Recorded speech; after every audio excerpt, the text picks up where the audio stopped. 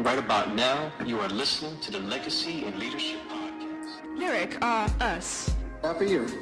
Still to be happy about. You're up too old. Job's not finished. Legacy is what you leave behind. Leadership is how you are defined. Tomorrow, I don't know the sun gon' shine. So today, I'm trying to replenish my mind.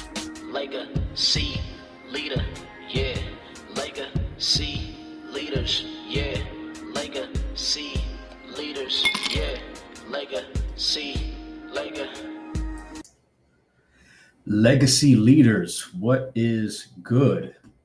This is Cold Brew Convos with your L3G Coaches, and I am Coach Jimmy G. Jr. And today we are going to be discussing what to expect when you bring people back to work. If you are a leader working in a business place, in corporate, we have a special guest with us, Ricky Baez, and he's in the green room right now. So we're just waiting for him to jump on. And of course, my co-host, Anthony Devon Watts Jr., aka Trey Deuce, will be logging on pretty shortly as well. But we are excited about today's live, Cold Brew. It's a good Wednesday, Cinco De Mayo. Feeling good. I have my ice melted, but I promise you guys, I have my cold brew with me right now.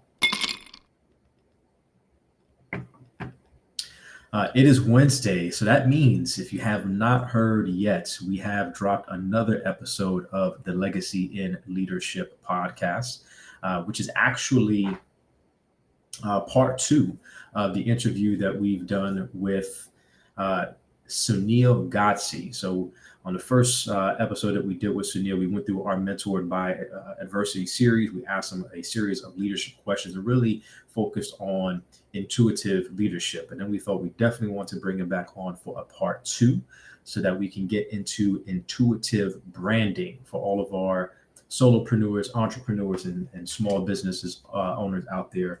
So if you have not had a chance to listen to that one yet, then I highly suggest you do so, because it's a good one. Now, funny enough, I wasn't on that one.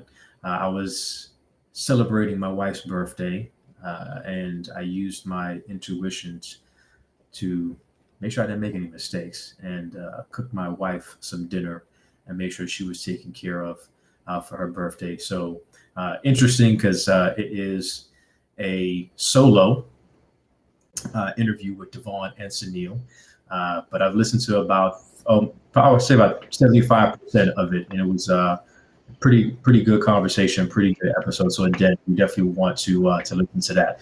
So as I mentioned, ladies and gentlemen, if you have been rocking with us for some time, then you know season 1, which was our third guest on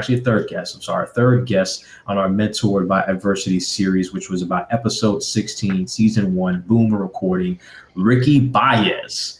And he's such a fun dude, and of course, a good friend of ours. We decided, you know what, we want to bring Ricky back and just talk a little bit more about various topics, but specifically what to expect when you're bringing people back to work. So ladies and gentlemen, Ricky Baez. What's up, Jimmy? Ricky? How you doing, man? Can you hear me? I'm also, you can hear me. I can hear you. Yes, loud and clear.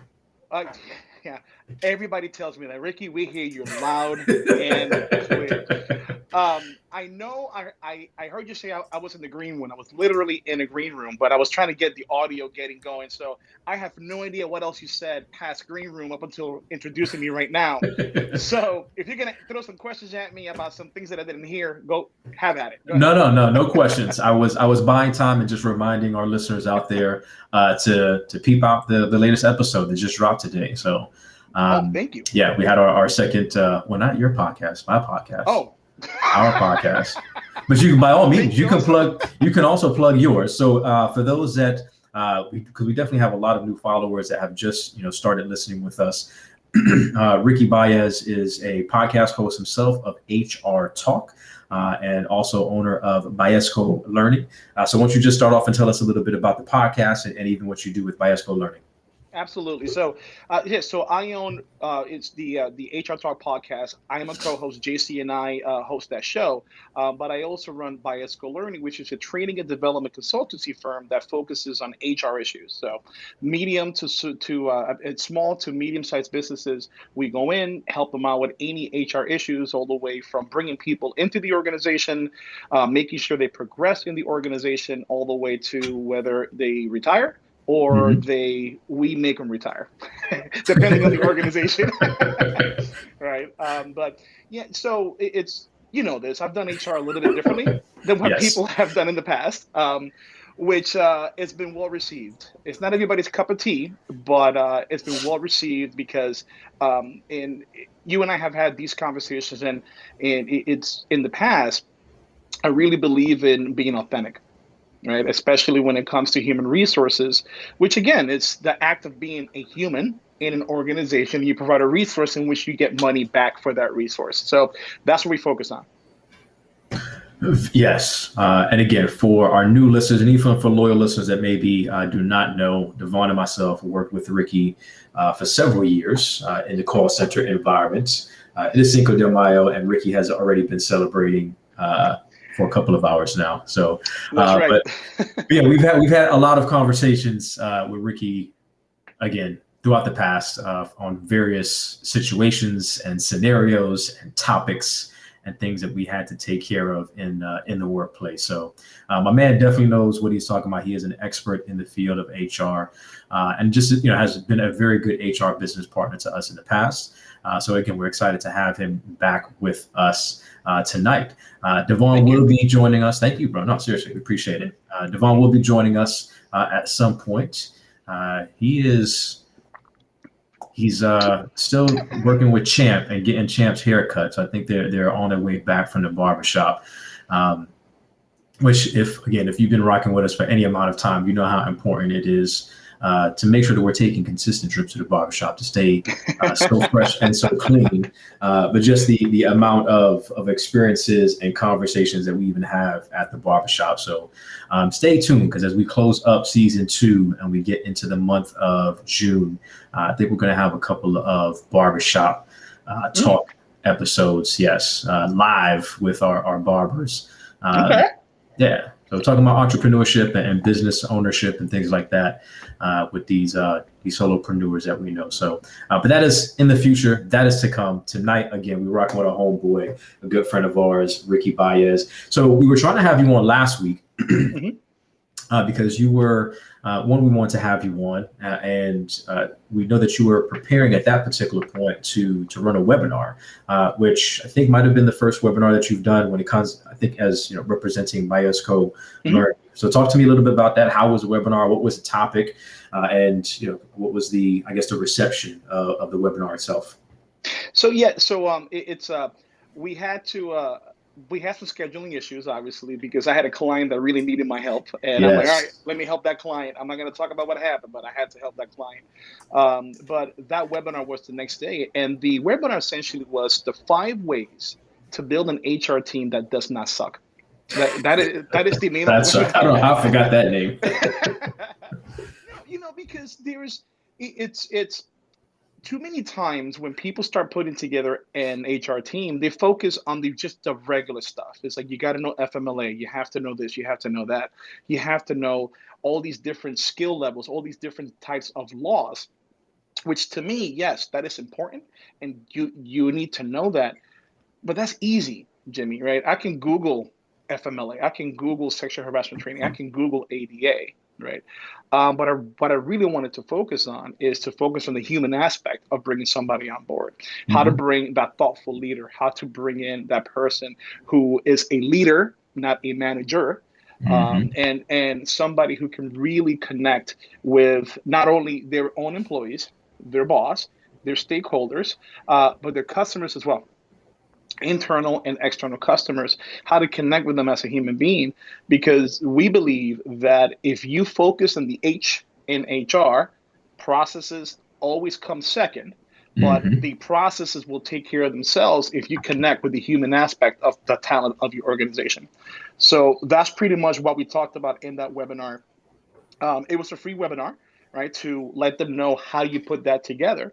And then later on, there'll be some more shows or webinars once a month coming live, free for the public. So please keep an eye out for that. So it went well. It was last Thursday, and the next one's going to be towards the end of May. So it'll be a different one. It's not going to be the 5 ways. And I'm not going to come up with 5 other ways, because then that's 10 ways. And by the time I'm done, we'll have too many different ways how to put an HR team that just doesn't suck.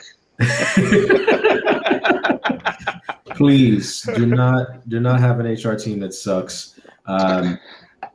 They're out there. I was going to say, I was about to say, I guess really lie and say that I've kind of dealt with that, but I've seen HR people, individuals that weren't the best, but I've been blessed, man. I don't really think that I can say like I've had experiences with HR teams like overall, like they just sucked and they were just bad. So yeah, so that's been good, because especially in training and operations, of course, that you just having that partnership and having good HR professionals to work with is important. So I wanted, as we continue, I definitely want to just welcome some of the live listeners that we have, and just remind our loyal listeners and even new listeners about the Legacy and Leadership Podcast. This is a podcast where we discuss really what it takes to be a leader worth following, an entree leader, an entrepreneur, and how you develop other leaders to do the same, and in doing so, leave a legacy for generations to come. So if you are new to the podcast, or if you are a loyal listener, once this is published, please go ahead and review the podcast episode, give it a like. If you have not followed us yet on Podbean, please do so. If you're catching this on the visual on our YouTube channel, Legacy and Leadership Podcast, go ahead and give the video a like as well. Leave a comment and subscribe to the YouTube channel. You don't have to wait. Like, you can don't leave the podcast right now, but you can go open up on a different browser, go to YouTube, Legacy and Leadership Podcast, and go ahead and subscribe to the channel. Cancel your Netflix. Cancel your Netflix, HBO. This is the only thing you need. We got and entertainment. I was just about to say, we have the edutainment right for you. Oh, edutainment. Yeah, that's what we do. That's what we do.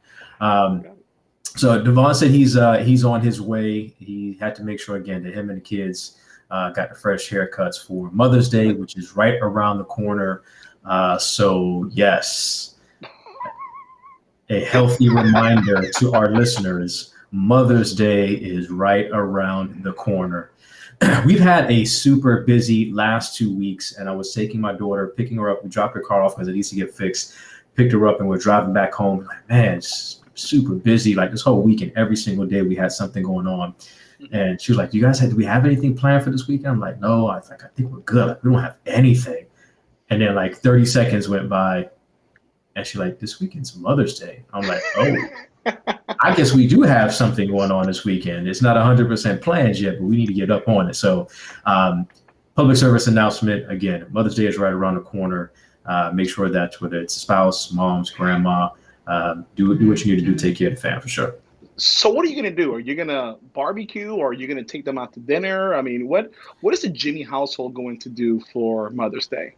And there's a reason why I'm asking that. That is a good question. So for her birthday, which was last week, my wife, we were going to go out to have seafood. She wanted to go out to this specific spot that's kind of new here in Ocoee. I think it's called Mr. and Mrs. Crab House. But she wanted New England clam chowder. I saw that. Yes, yeah, I saw my wife is from Massachusetts, so she wanted New England clam chowder. But then on the day of, she was like, I don't know, maybe we should just buy, food and cook it. So like, all right, that works for me. So I ran to the store, bought a whole bunch of stuff, and cooked the wifey a nice seafood dinner. And we just had a smorgasbord because I went to the store and bought way too much food, but it was all good. So we did that. So I'm not sure if now, we'll take her out. Lake Ridge Winery is a nice spot. I know in Claremont, yeah. Claremont, yeah. They have Saturday and Sunday for our folks here in Central Florida. Very nice, again, a winery where they have jazz music and food trucks and things like that, and just a very, very nice atmosphere. So I may take her out there, not sure, but definitely got to make sure I do something with my moms as well. So a couple of ladies I need to make sure I get taken care of. Absolutely. Don't forget about the ladies in your life, because up until this podcast, I had no idea. It was this weekend. Your boy helped out. Oh, thank Your you boy very helped much. out. Because I'm like, all right, it's Wednesday. Now I know what I got to do. No, but I asked that, Jimmy, because it's, before you and I started working together over Mhm. at the previous organization, I used to be an employee relations manager for Darden Restaurants. Yes, I remember. And Darden Restaurants, Olive Garden, back then was Red Lobster, right? And the busiest day of the year for employee relations managers was the day after Mother's Day, Mm. right? Because that is employee relations wasn't there on Sunday, they're there on Monday, and there were so many issues. For some reason, that is the one day of the year that people just lose their cool because Really? because it's so busy, right? Not because it's Mother's Day, but it is so busy. There's 3 hour wait times everywhere. Temper starts Yeah. flaring, right? And it was the just flat out busiest day of the year, and that's what got me thinking back then, right? It's what is it that we can do as leaders to kind of help these associates deal with all this mass hysteria? Because it's when tempers starts flaring from the guests or customers, and then they start flaring with the associates, and especially if people call out, right? Because they're sick on FML and really they're taking the mother out, right? So it's tempers flare inside the restaurant as well. That's why I was asking that, because the best thing you can do for the wonderful ladies in your life is just, you know what, give them a break, pamper them, and Hmm. cook for them. They should be doing nothing on that day, Jimmy. Oh yeah, Nothing at absolutely. all. Okay, yeah, 100% just agree. 100% agree. waking up, looking to see what Jimmy's cooking, sitting back down, and making sure the wine glass is never empty. There you go. So, okay, see, there you go. So you got it, right? But there's a reason why I'm asking that, because I know what you guys do with your organization. It's all about leadership and all about that mentorship, right? Hmm. So, have you ever been in a situation where you know that day of the year is coming to whatever business you're working on, what kind of team you had, that it's going to be absolutely crazy, and I know some leaders, young leaders, they don't prep. They don't do the pre-work. They always deal with things after the fact. But as a seasoned leader, what advice would you give people out there right now? What the leaders out there right now, that they know this thing is coming up, they know it's going to be busy, they know they're going to have a rough shift, whether it's a restaurant, whether it's a supermarket or a flower shop, Publix, because everybody's getting those flowers and those balloons and that awesome cake, right? So, what what advice did you give those leaders to prep for this day coming up? The first thing I would do is, communicate with them and remind them of the holiday, remind them of the busyness of this specific week. I would also remind them of the importance of this specific week. And not to get too heavy, but, obviously still with the last year and everything that we've gone through over COVID, and you just never know what situations people may have gone through or are currently going through right now.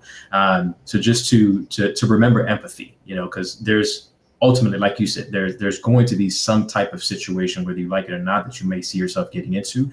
So how do we maybe even think back to last year or the year previous and think about what were some of those situations? What were some things that we did well? What are some things that maybe we didn't do too well? Or provide examples if it's a newer employee that's with us. For some reason, as you asked me that question, I'm like seeing myself like I work at Publix or something like that. But thinking about situations that have come up in the past that I can then share with some of these newer employees and just make sure that they're aware, again, of potential outcomes, right? You don't want to, forecast that this is exactly what's going to happen, because you never know. But these are things that we've seen in the past. These are how we handle those situations. These are some of the flare-ups that we've seen. This is why. These are some of the mistakes that maybe an employee or a coworker made, and these are some things that we should try our best to avoid. But the most important thing is communicate with your folks, prep them, man, prep them for whatever may happen. Make sure that you have contingency plans if we run out of balloons and flowers and then the tasty cakes in the bakery. And make sure that, in the end, again, we're just coming in with a heart full of empathy. People care about their moms. And yeah, it might cause people to get a little out of whack and crazy when things get super hectic. But again, you want to make sure that you're kind of putting yourself to the best of your ability in their shoes as well. Easier said than done, right? Absolutely. Because easier But I said think than done. if you talk about it though, and kind of take yourself mentally through those situations, still going to be challenging in the moment, but at least, I think about it like, it's visualization, right? An athlete, you're thinking about myself being in that situation. You're kind of thinking about the conversation. We've had plenty of conversations about critical, tough conversations. Before I go into that, I'm doing the same thing. I'm thinking about what I'm going to say, potentially what they can say, the points I want to make, and kind of running through that. So when I'm in the situation and I'm engaged in that moment, hopefully I'm able to handle it near flawlessly, or if something goes, sideways, I'm prepared for that because I've thought about multiple scenarios and things that can come up and things can happen. And I've kind of worked through that in my own mind. Mm. Yeah, and it's so you and I are in the same concept when it comes to that. We have that same point of view, especially now because I don't think restaurants were as open this year as they were this time last year with COVID, right? So everybody's Everything getting was cabin shut fever. down. Yeah, everything. Well, I don't know, Florida, dude. It's Well, Florida but was in wide May, open. we were still, we were Yeah, still pretty much, we it were. was You're right. Yeah. on lockdown for sure. At the beginning, yeah, we were. So there's a lot of cabin fever Mm-hmm. that's happening out there right now. So I've got a couple of clients who are in the restaurant business, and I'm talking to them right now, letting them know, get ready. Tempers are going to flare, right? You said earlier that you don't want to forecast, which I get it, but I operate on forecasting.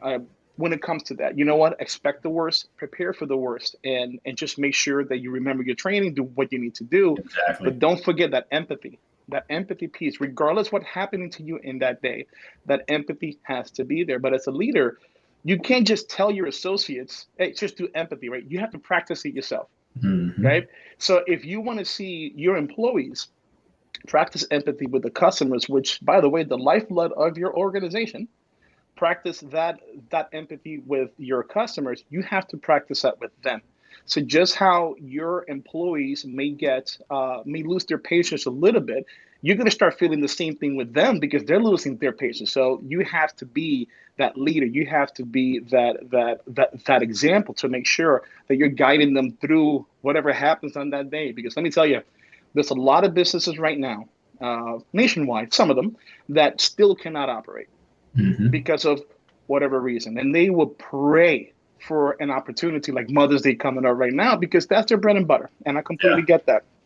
So I guess the reason I'm bringing that up is that one of the biggest kick that we've been on over on my end with Biesco Learning and the HR Talk podcast, you know this, that right now, May is Mental Health Awareness Month, Absolutely. right? Yeah. And right now we are in a situation. I don't know if with your clients you've had this conversation for the past year or so. The associates are at home, and they've been working at home. And now businesses are starting to get comfortable with social distancing guidelines, and they're starting Mm-hmm. to bring them back. And what they're failing to realize is the person they sent home a year ago is not going to be the same person you're going to bring back to work, right? So leaders have to think about that right now. They got to start thinking about what kind of an employee is coming back. Right now, you're going to have an employee coming back into the office that maybe has two kids at home that was learning, going to Mm-hmm. school, and being taught by a teacher who's learning the software as it's just in tandem with your kid. And then you have to step in because I had to do that a couple of times. I had to stop what I was doing, look over at my kid's first grade teacher, and because she was having a hard time, and I had to teach her how to use the software. And then she got all upset. She's like, you know what, forget it. Just just bring up the PowerPoint. I emailed everybody in the Excel sheet. And I'm like, they're seven. They're 7 years old. What do you mean bring a PowerPoint, right?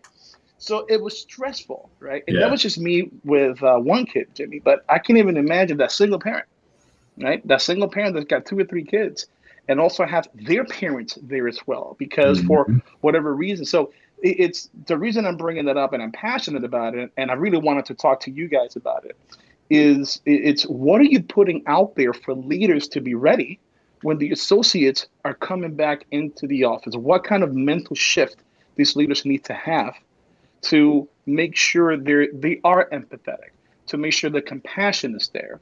Because yes, a lot of organizations are for-profit organizations, and you have to make sure the needle moves from A to B. But they're not robots doing it, Mm-hmm. right? These are human beings. So, from your point of view, have you seen that out there? And if you haven't, I mean, what's your thought process on that?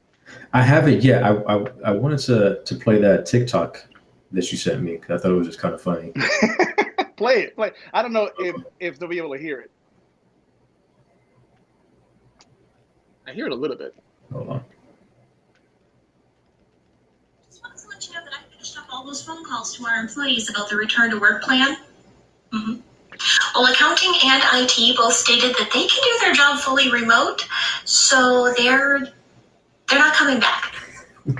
That's what they said. Right. Kelly from the events department, she actually just quit. I said she quit. Yeah, she said that she chooses her yoga pants over this career and there's nothing that will change her mind. And then Ray from maintenance said that he actually remained in the building for all of quarantine. Yeah, he was working, but he says that he's leaving the building if those assholes are coming back to the office. That's a direct quote. That's a direct quote. Right. And then Bill says that he can't return for at least 6 weeks. Something about a crippling fear of cicadas. That's the end of that one. So I sent that to you because I can't laughing, man.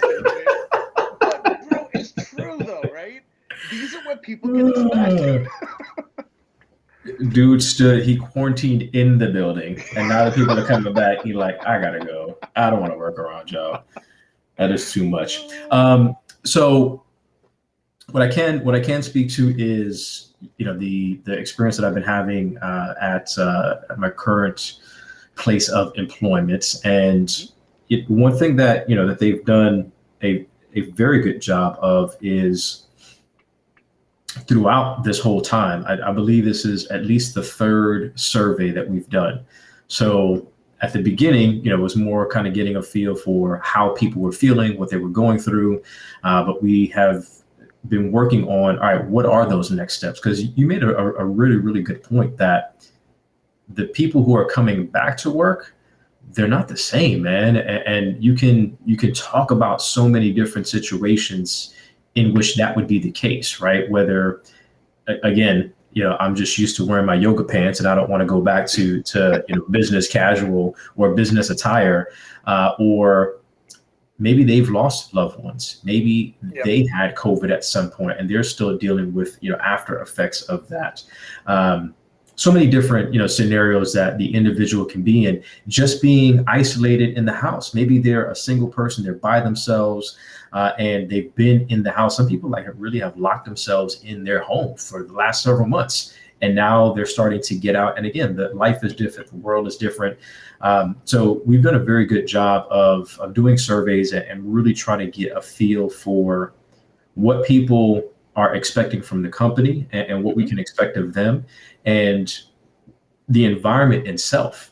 Do people want to come back to work 5 days a week? And if they don't, what does that look like? And how do we start really thinking about how to reconfigure the environment so that it is flexible, so that it is comfortable, so that people feel safe, to where if I want to come into work, not if I want to work, but I want to come into work, I have a space to do that. If I need a quiet space, because my house, like you said, is crazy because I got kids, or maybe I have family and I got dogs, and I need a quiet place to go work. I have that opportunity.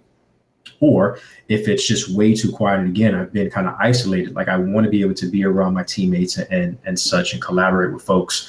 So we've done a very good job of getting that feedback. And actually, I'm one team member of a team, and there was four different groups where we went through this whole process over the last month or so, going through different activities. And actually this morning, we presented for our leadership, each group did, on kind of our recommendations based on analyzing survey data, us talking about it ourselves, and really thinking about what this should look like moving forward.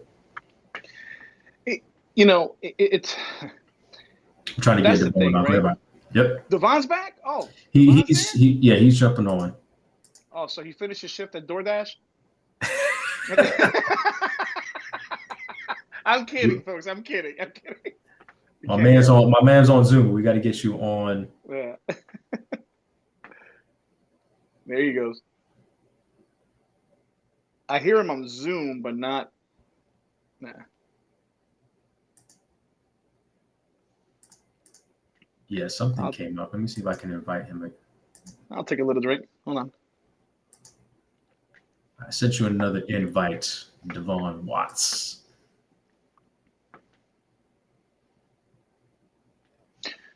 So while we bring him on, there we go. Drum roll, please. Not yet.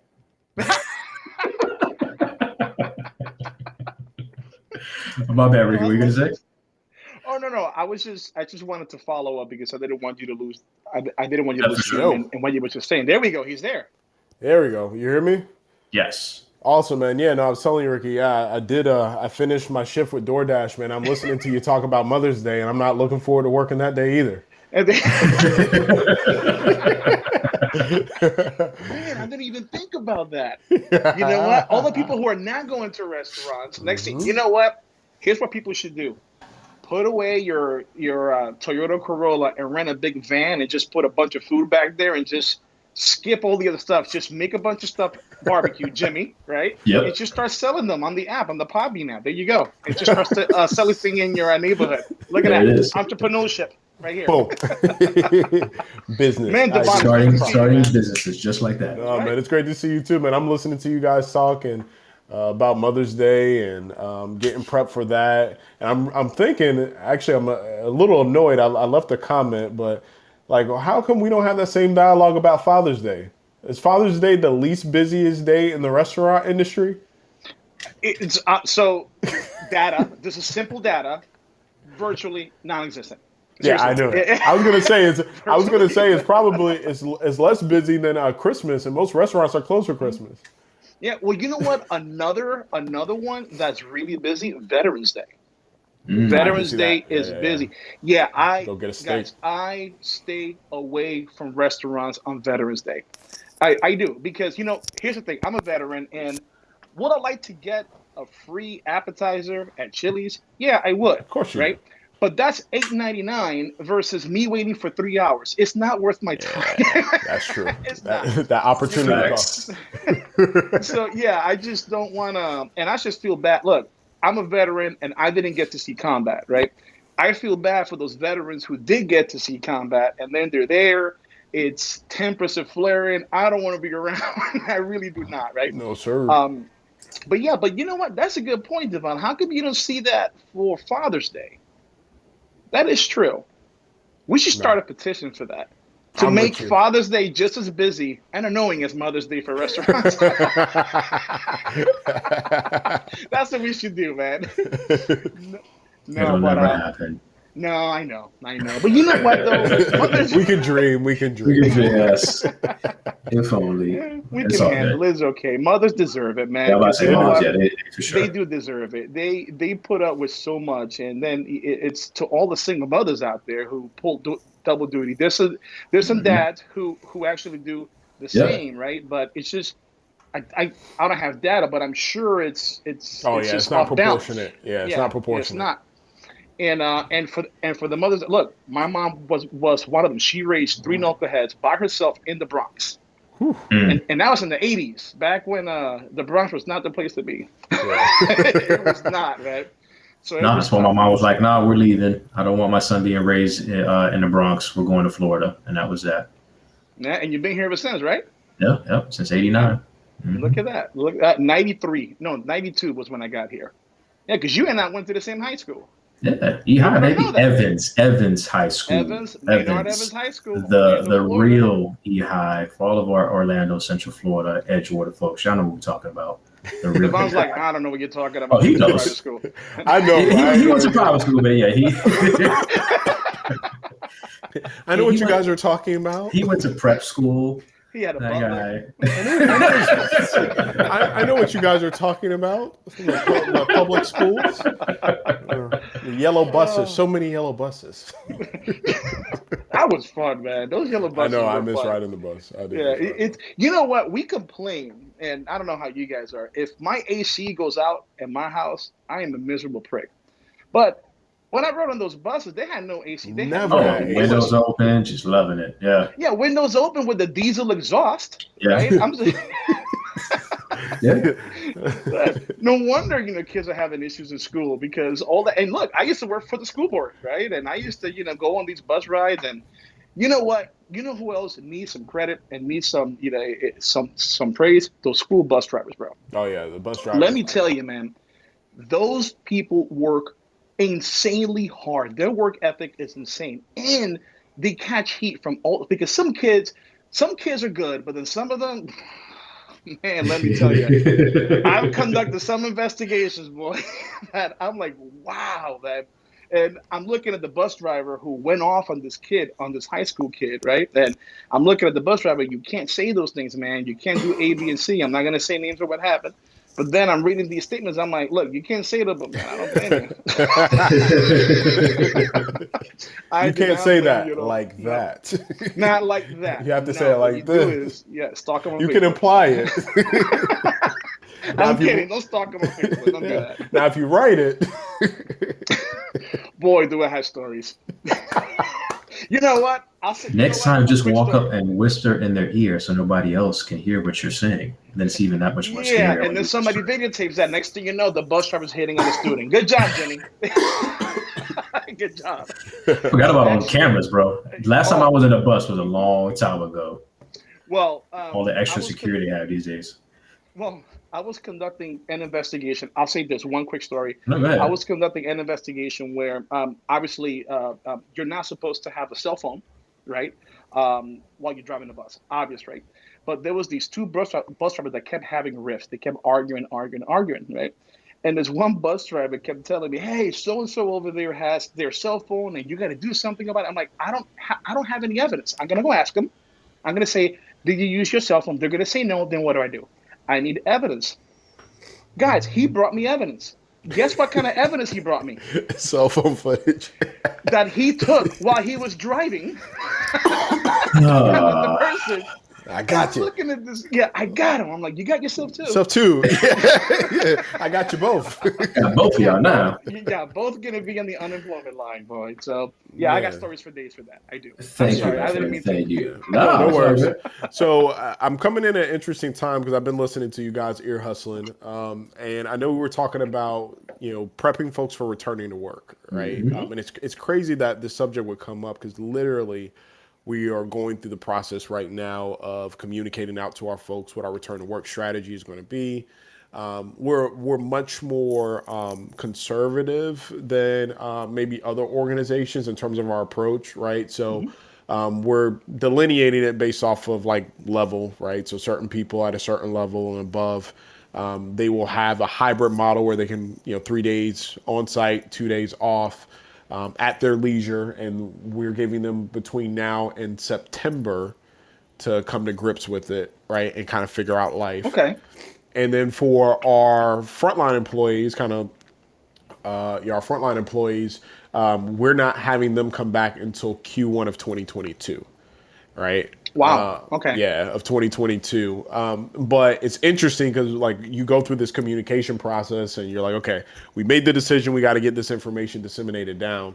And the wealth of questions, right? Even with being conservative like that, just the wealth of questions. And so I'm glad you're here because I actually have some questions for you. I believe I know what the answer is. We work together for a little bit, so I know how you operate, but I'm curious what guidance would you provide? Because we had the question come up, right, of, okay, well, if I'm returning to work in September or whatever the case may be, right, or even Q1 of 2022, how can you ensure that I would not be in proximity to somebody who is unvaccinated?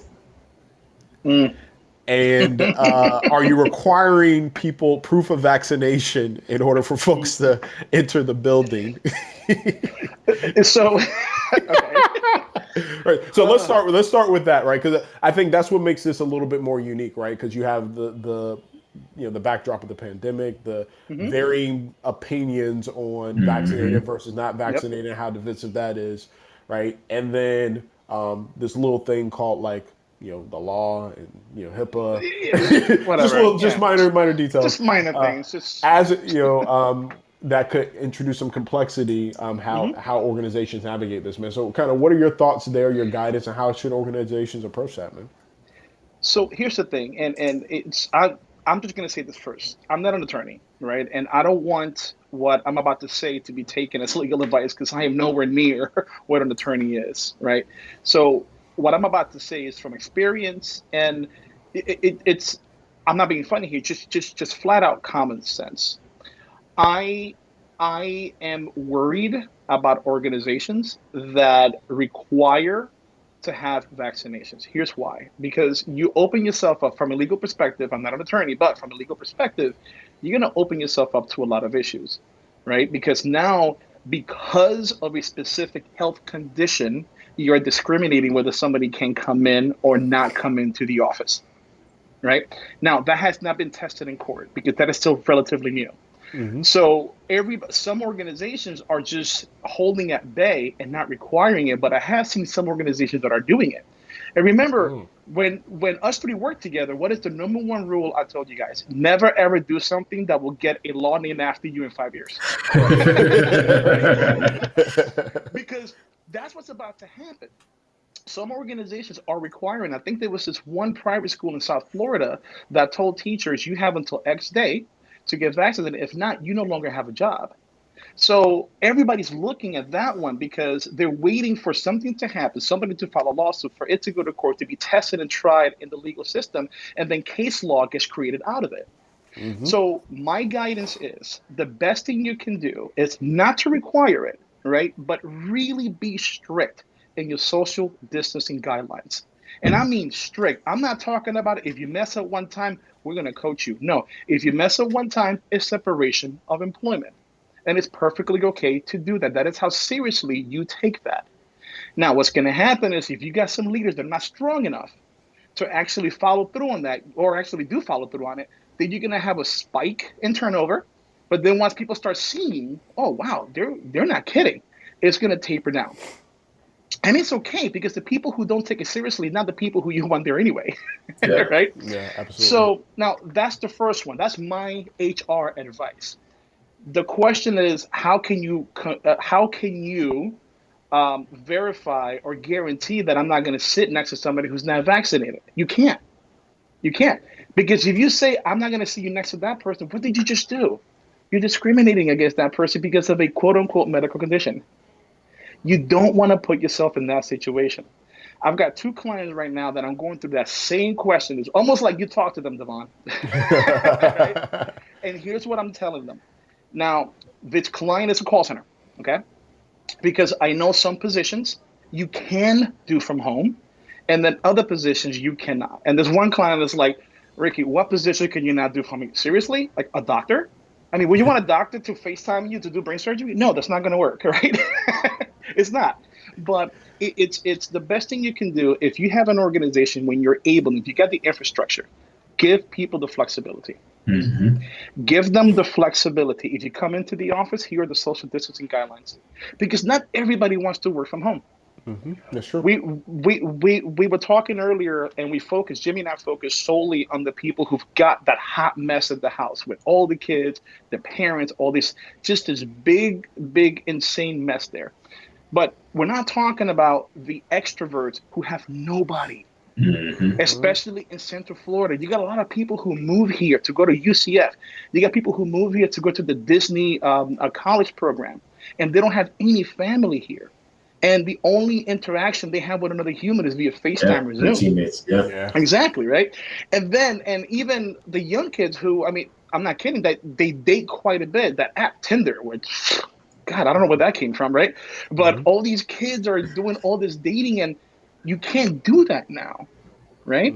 So if you give that flexibility to say, I choose to come into the office or not to come into the office, then I think that will yield a better result for the type of employee you're going to have working for you. And if you do it right and your leadership really follows through and they focus on the compassion, empathy, and being a human being, your turnover is going to drop. Now, I haven't seen that happen, but in my previous experience, as far as being compassionate and an empathetic leader, that has always won over processes 9 times out of 10. Agreed. Right? So that would be my advice.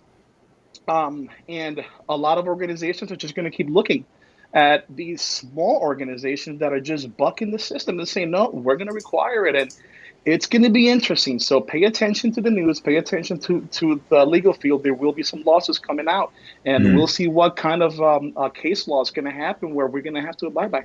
Yeah, for sure, man. I mean, there's not going to be a resolution to that anytime soon, because that stuff is going to take a little bit of time to play out in the courts. And our state specifically, I mean, we have the added complexity of the the governor's just general posture towards some of these things that are maybe emboldening some of these smaller businesses and the decisions that they decide to make, right? But I love what you called out, right, which is just like giving people the flexibility. And I would take it a step further too and just say that hopefully these organizations have taken the time over this past year, because literally it's been a year since everybody scrambled like hell to figure out how to get these dusty Windows 95 computers operating right in somebody's home, right? But like we figured it out. You got people to work remote. Hopefully you've spent the time over this past year refining your expectations of what does it look like for your business to run successfully in this remote space. And then from there, if you've given people the flexibility, that coupled with these firm expectations around what are the terms and conditions of being a virtual employee will allow you to manage your business effectively. Because for most of these organizations, the reason why there's this apprehension of remaining remote is because they feel like they have no control over the results. Exactly. Right? You feel like you have no control over the results. And I think this past year has forced the issue for organizations that have held off. You force the issue to say, look, you're in this pool now. How do you thrive in this environment? And we figured it out. So if you had to figure it out of necessity, you can definitely figure it out now with time and need. You know what I mean? I'm sorry. I need to find an article. I read it. God, I can't believe I don't have it. There's an article that I read that certain companies, they saw a productivity spike of 36% because associates were working from home. Yeah, I believe it. 36%. And you're right. What about these organizations that were really apprehensive pre-pandemic to say, I don't want you working from home? So I don't think of any other reason why they would feel that way other than they don't trust their employees. Yep. Right? I mean, and obviously, hotel, you can't do that from home. A doctor's office, you can't do that from home. But these other organizations where we've proven, actually, we didn't, the pandemic kind of proved it. Yeah. It proved that it can happen. And if I had something like a call center and I was spending, I don't know, it's $15,000 a month to run that call center from a just infrastructure perspective, I could save that money if I just shut that down, right? And we just use the technology that we have and just keep and just pocket that money. But I want to talk, I would love to speak to those business owners, those business leaders who were apprehensive at first. And I'm wondering how they're looking at this working from home piece right now. Again, a lot of organizations are bringing people back. And the rationale that they're doing it to bring it back is because other businesses are doing it, right? And one of the things we got to take a look at now, it's Jimmy played that TikTok video I sent earlier about people coming back into the office and they don't want to come back into the office. That's just one example. Could you imagine if every business was like that? And then you were the only business that, you know what, stay at home. Guess who's going to want to work for that business now? Yep, exactly. Everybody. And then that's going to be, I'm telling you, I'm calling it right now, recruiters, business leaders, and hiring authorities, start including that telecommunication flexibility in your total compensation. Yep. Now more than ever. Right? Because people are going to take a pay cut in exchange for being able to work from home. They are or have that flexibility. Yeah. Right? And there's some people who don't want to work from home. They just want to come into the office. Like, who was it? The maintenance guy in that TikTok video? He quarantined at the office. He was there for 3 months. He never left. People coming back and like, I don't want to work with these folks. I'm out. I gotta go. Why? Because I hate everybody. I quit now. No, but I definitely think that hybrid approach is the best route. And if you're basing your decisions on what other companies are doing, Like you can't be focusing on what other folks are doing. You have to focus on your business, what's going to be right for your employees, for your team, for the clients that you're working with, and base your decisions on that. And again, communicate and ask. I think you heard Devon, I was talking about the fact that, we've done a number of surveys and put groups together, and we were assigned like to go through this process and have conversations and debate and talk about what did we debate about, what did we have consensus on, and then provide our recommendations to the senior leadership and, the corporate leadership team to give them these recommendations so they can continue to take that information back and then, really decide what we're going to do moving forward. We've even talked about the fact that, can we be flexible enough to allow people communicating that this is going to happen, but what if they want to go someplace else for a month and go work, so not work in a different location, right? And we've had people that they're up north, but they want to come to Florida, right? They're working from home anyway. So if I can go work in Orlando at family's house, or if I get an Airbnb and I can go work there for a month or whatever. Be careful with that. Giving people the opportunity to do that. Why do you say that? Sorry to interrupt. Be careful with that because are you talking about working like in a different state? Like, you know what? I'm in Florida, so I'm going to work in Texas now or California. Not permanently. Yeah. Yeah. So there's tax implications. For sure. No, that was part of some of the debate that we couldn't get into heavy, but yeah, definitely there's different implications, right, that you have to consider for sure. Yeah, from taxes. And I've heard this argument, and I think it's a ridiculous argument, and you guys correct me if I'm wrong, but the argument is stop wanting to work from home, because if you show your boss that the job can be done remotely, they're just going to let you go and outsource it somewhere else overseas where they can pay 1/8 of the salary for the same production value. And I heard that argument, and I'm like, wow, are you that much of an a-hole that you really want to, you are focusing so much on the bottom line? Again, I get it, for-profit organizations, right? I get it. But you really want to cut that bottom line so thin that you want to let go your entire workforce here, right down the street, maybe 10 miles away from you, that you want to send that overseas. If that is your thought process, in my personal opinion, that is not somebody who should be in charge of any organization. No, I agree. I don't know what you guys think about that. No. I was just going to say, I agree. Like, anybody who really holds that rationale, that's a short-term Band-Aid. That's not really a long-term fix. And the way I've always looked at it, in my experience having like a P&L management responsibilities and all other stuff, right? Like, you can't cut your expenses into profitability. Yeah. Like long term, you know what I mean? Like at some point, there's a sunk cost of just doing the business, and when you start to try to go after saving the quarter at the expense of losing the dollar, you know what I mean? In terms of the revenue, like it's just super short sighted, and I've seen it play out time and time again. I've partnered with organizations on the outside where.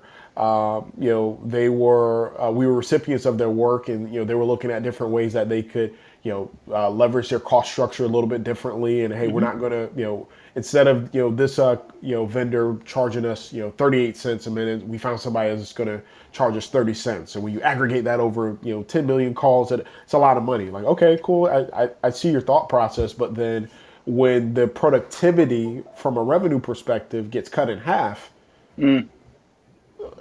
Like, all right, so at least you saved the 8 cents. You know what I mean? But like, at what cost, though? Exactly. You're in the red, right? You're in the red, and honestly, you were better off. Eating the 8 cents, right? Or maybe even investing a little bit more, right, so that you can squeeze more productivity out of your high performing vendor.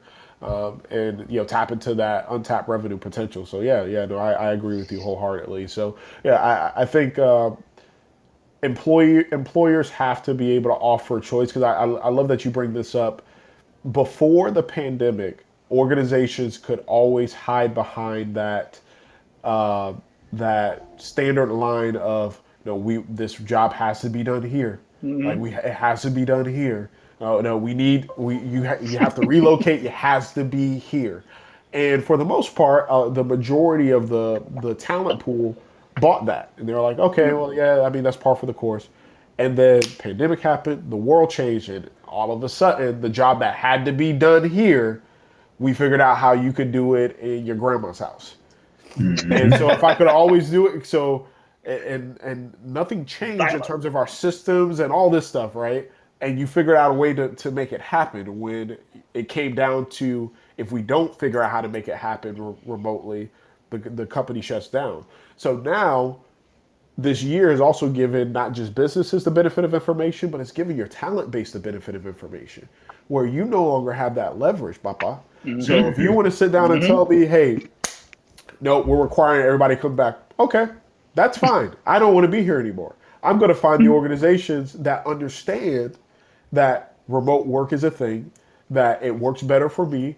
There is added productivity from it. They do trust me, even if it, to your point, even if it means I have to take a little bit of a pay cut. Because you know what? I make that up in wear and tear on my car, savings on my insurance.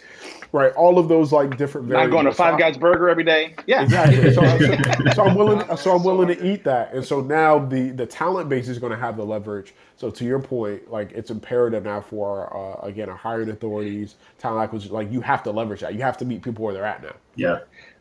So I don't know if you guys realize the situation we're in, right? And we're at a point right now when it comes to a total compensation package that an organization can offer an employee.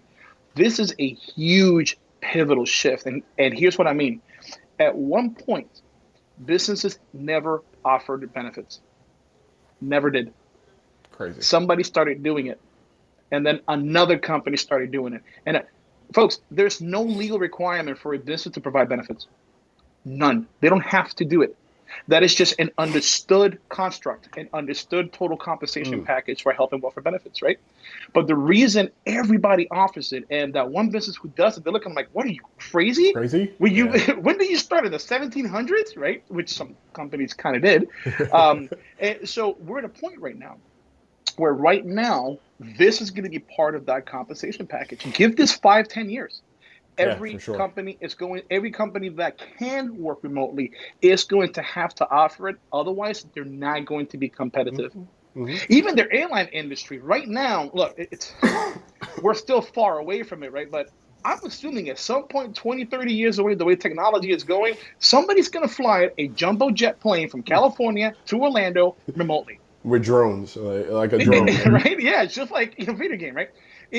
I know that's unthinkable now. Just how 30 years ago it was unthinkable for somebody in Nevada to fly a drone in Iraq, run missions over there. That was unthinkable 30 years ago. Yeah, so technology is going to evolve, and organizations need to pay attention to that because it's you've got different generations that are coming into the workforce, right? For us three, right?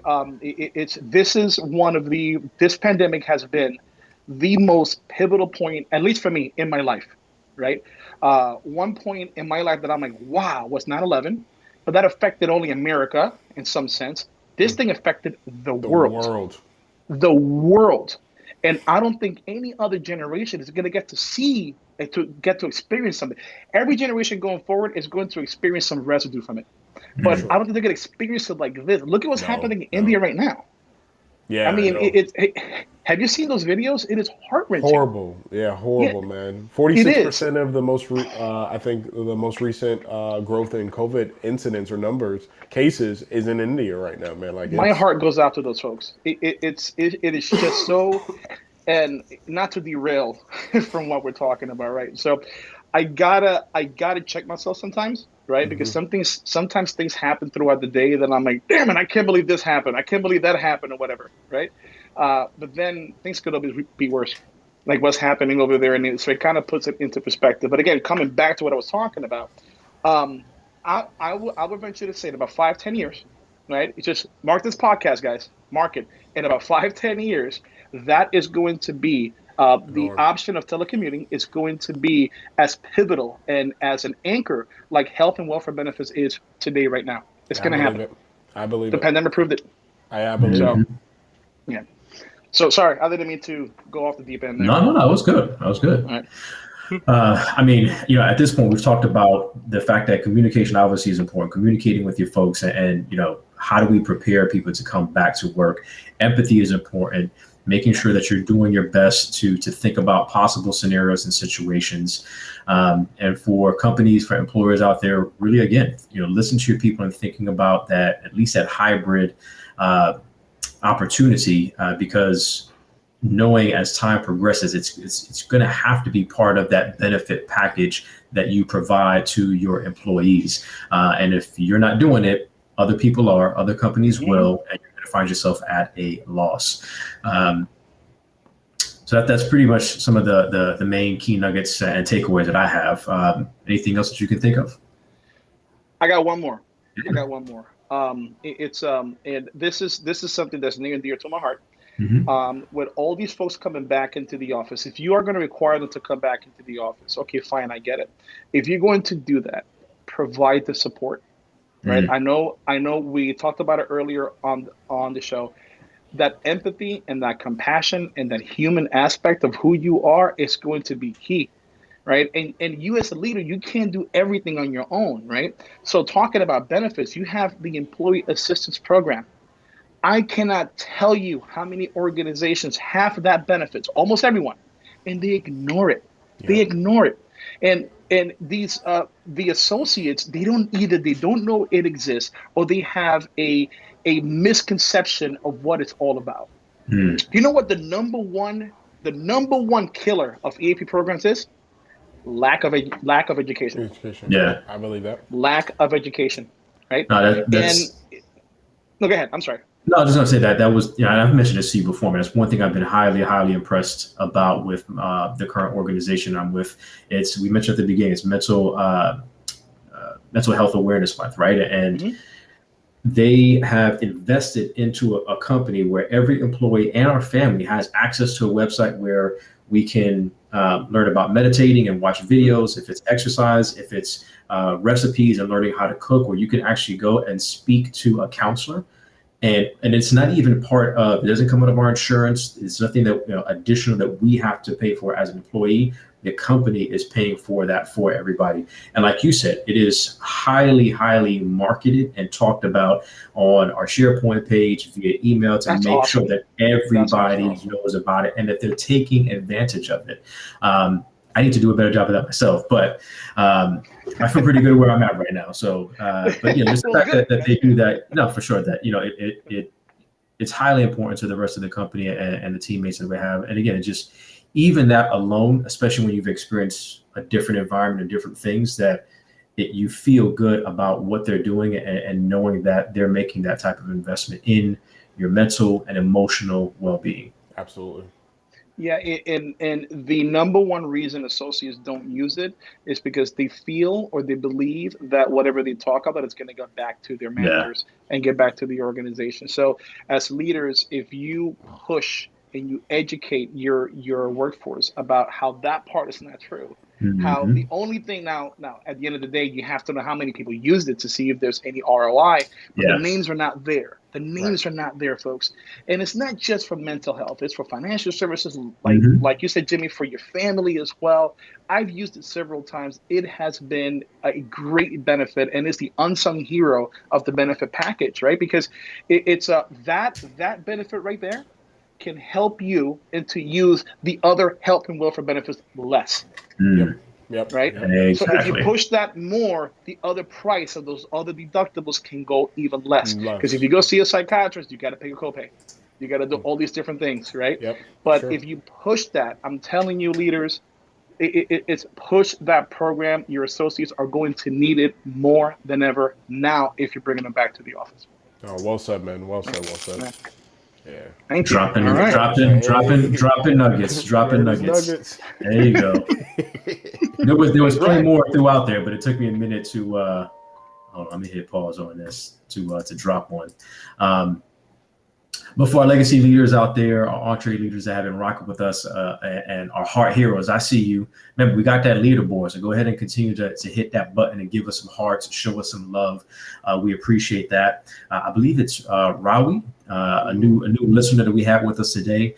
Man, we just continue every day we're on our numbers, and we look That's at awesome. them because it's important to us to know that the followership is continuing to grow. So thank you. We are super grateful to our legacy leaders and entree leaders out there, again, that continue to show up every week to listen to the podcast. Again, we just had another episode that dropped today to join us for the live podcast, Cold Brew Convos with your L3G Coaches, and our special guest this evening, Ricky Baez from HR Talk. Yes, sir. Again, just, it really has been a phenomenal experience, man. We're coming up on the end of season 2. So we got a few weeks left, but we have been focusing on decision-making with the last conversation that we had with Sunil Gatti and intuitive decision-making. And that is going to be our jump off for the rest of the month of May, and providing you strategies that you need to make quicker and more effective decisions.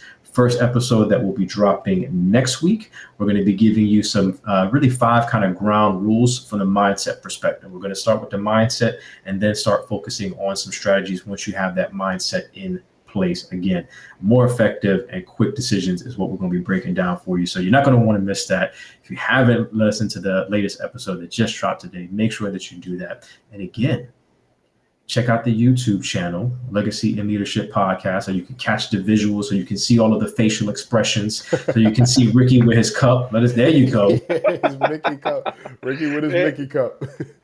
There's no Mickey juice in there. Ricky A1A Beachfront Studios. Hey.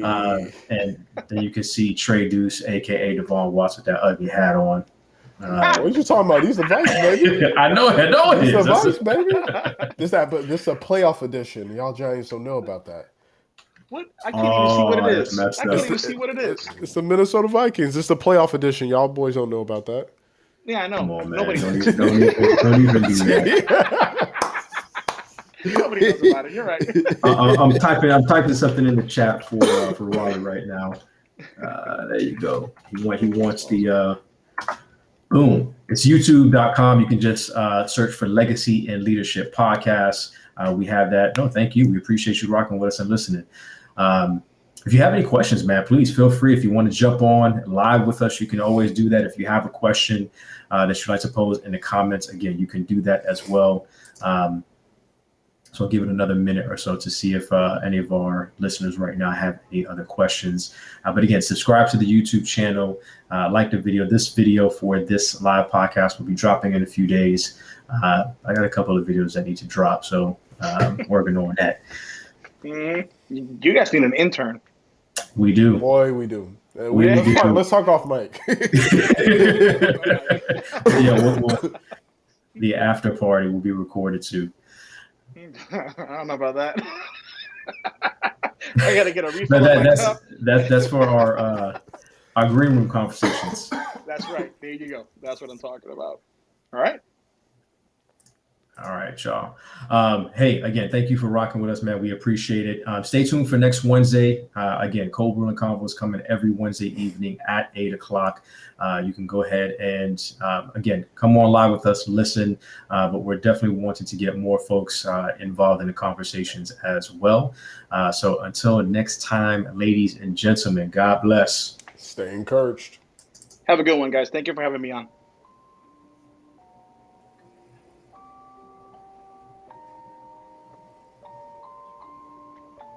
Rage on that beat, going crazy.